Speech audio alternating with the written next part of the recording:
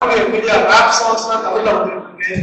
எந்த ஒரு ஊடகம் திரும்பப்படுகிறதோ அதிலெல்லாம் தமிழ் நுழைந்து தன்னுடைய ஆட்சியை செலுத்திக் கொண்டு வருகிறது. கட்டாயமாக சொல்லலாம். இதை இளைஞர்கள் செய்கிறார்கள். இளைஞர்கள் அனைவரும் சேர்ந்து தமிழில் திருக்குறளுக்கு இசையமைத்து 1330 நோடுகளுக்கு இசையமைத்து வெளியிட்டிருக்கிறார்கள். இதையெல்லாம் நம்ம பார்க்கும்போது தமிழை அவர்கள் மொத்தமாக புறந்தள்ளி செல்லவில்லை. அதே போல இங்க உள்ள குழந்தைகள் இருந்தாலும் பண்பாடு மிக்க குழந்தைகளாக வளர்ந்திருக்கிறார்கள். நம்ம இந்தியாவில் இருக்கிற குழந்தைகள் இங்க இருக்கக்கூடிய குழந்தைகள் மிக அருமையாக மிகவும் மரியாதையுடன் பேசக்கூடிய குழந்தைகளாக இருக்கிறார்கள். அதனால பண்பாடும் கட்டாயமாக வளர்ந்திருக்கு. இந்த கலாச்சாரம்ங்கிறது கொஞ்சம் மாறுபட்டது.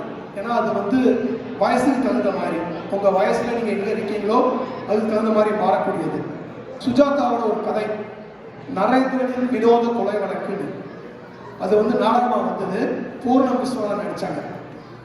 அந்த கதையில என்னன்னா, வீட்டுல ஒரு பெரியவர் இருப்பாரு. அவர் எல்லாரையும் ரொம்ப டிசிப்ளினரியா ஸ்ட்ரிக்டா இப்படிதான் இருக்கணும் அப்படின்னு சொல்லுவாரு.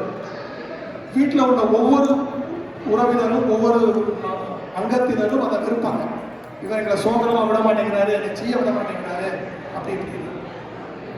ஸோ கொஞ்ச நாள் கழிச்சு அந்த பெரியவர் செத்து போயிட்டார், வயசாகி. அவருடைய மகன் வீட்டோட நிர்வாகத்தை எடுத்துப்பாரு. அவங்க அப்பா என்ன பண்ணினாரோ அதையே அவர் திருப்பி. அதான் அந்த இடத்துல உள்ள ஒரு கலாச்சார தொடர்பு. நம்ம 1000 தடவை ஆர்கியூ பண்ணலாம், நம்ம அதை விட்டுடலாம். ஆனா அடிமனதுல அந்த கலாச்சாரம் விதைக்கப்பட்டிருக்கிறது. அது தொடரும், அது கட்டாயமாக தொடரும். எனவே இந்த கால இளைஞர்கள் மேற்போக பார்க்கும் பொழுது பின்பற்றி செல்கிறார்கள் என்று தோன்றினாலும் உண்மையில் அவர்கள் பின்பற்றி செல்கிறார்கள். அவர்களை ஊக்குவிக்க வேண்டும், மேலும் மேலும் ஆதரிக்க வேண்டும் என்று சொல்லி அனைவருக்கும் நன்றி கூறி வழங்குகிறேன். நன்றி, வணக்கம்.